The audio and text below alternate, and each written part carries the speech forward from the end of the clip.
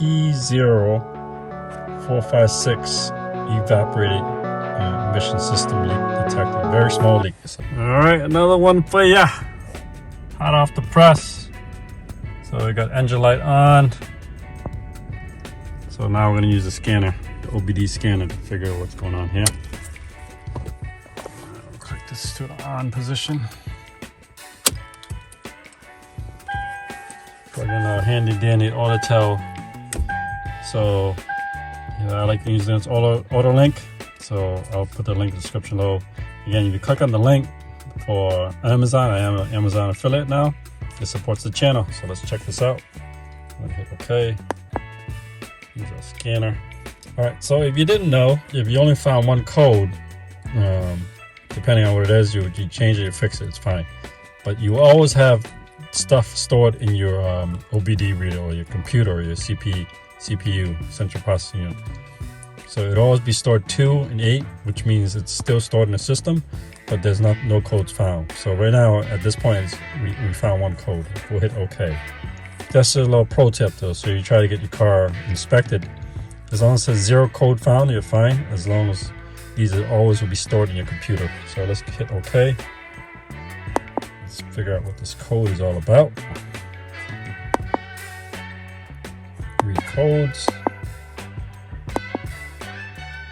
So it is called a P0456 evaporated emission system leak detected. Very small leak, it says here.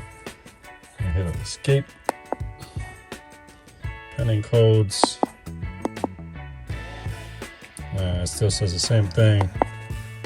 Permanent codes. Nothing. So that's where you're gonna be worried about when it's permanent codes. And you'll see in this second module here what I mean. Because remember, if you watch my other video on how I was able to change the P0757 on this same Tundra, 2007 Tundra, I erased the code, changed the torque converter solenoid, and it should still be stored in here, stored codes. And there it is, folks. So P2757 torque converter clutch pressure circuit solenoid. So that's still there. So, but it doesn't show up as a code found. So you can still pass your emissions and all that. So that's a little pro tip for you.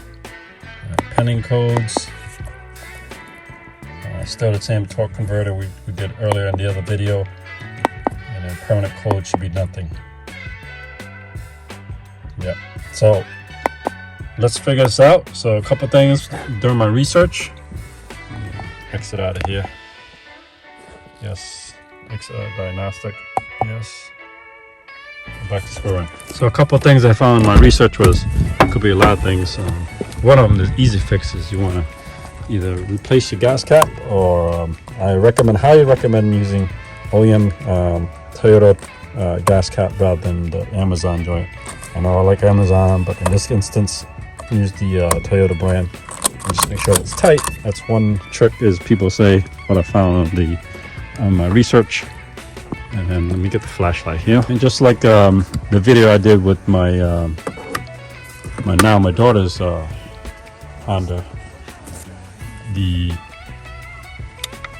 gas cap problem. I'll link it. I'll put another video up top here too to show.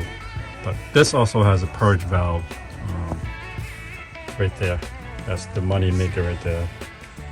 So I'll probably order all those things. I'll order a new purge valve. I'll order a new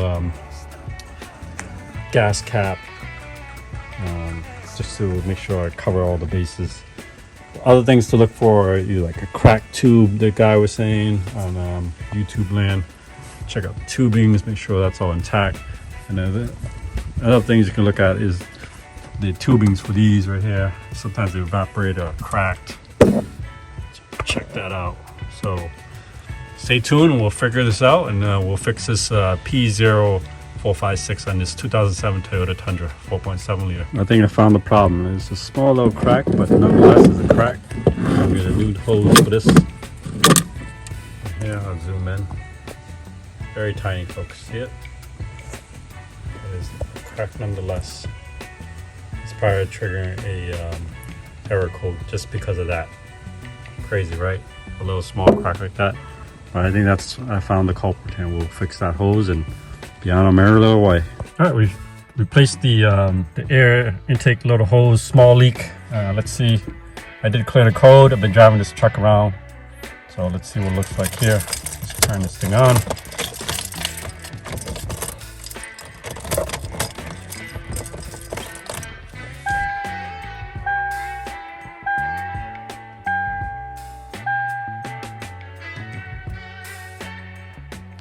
Going after this one right here.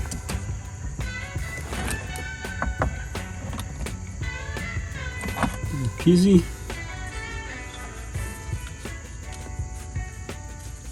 It should come out pretty easily.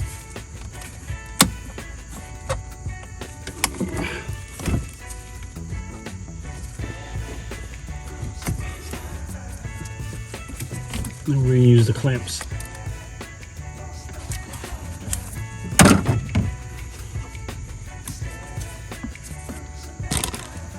No, there we go. Little muscle. Alright, see that?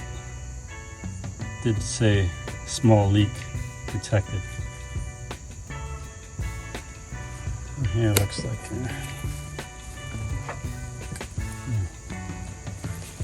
Yeah.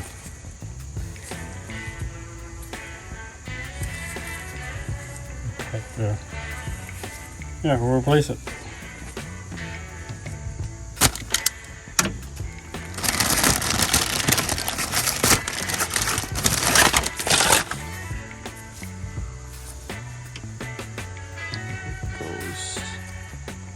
Like that.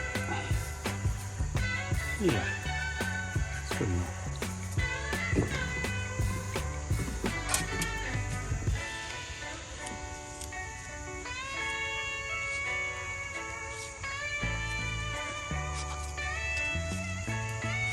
Just pushing the sleeve down a little bit because it looks like I don't have enough room for a clamp here. A little space down here. I'm gonna pull it down some more. Should be easy. Famous last words. Take off the old clamp from this one onto this one. So it's associated.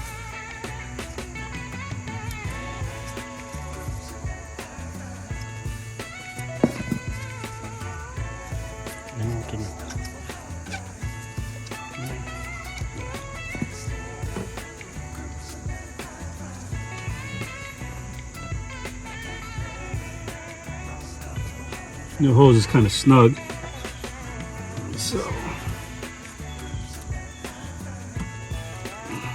we go. Let's work it in there. That seems like it's in there. Put this piece on. Call it a day. I'm gonna pinch here because there's a little knot here, so you have to go over it with the pinch of this clamp. Another way you can do is you can put the clamp this way first. Just put it over here first. All right, there it is. I'll drive it around, see if that takes care of the error code. It looks pretty clean to me. I think that's it. Let's crank the key over to see that does the trick.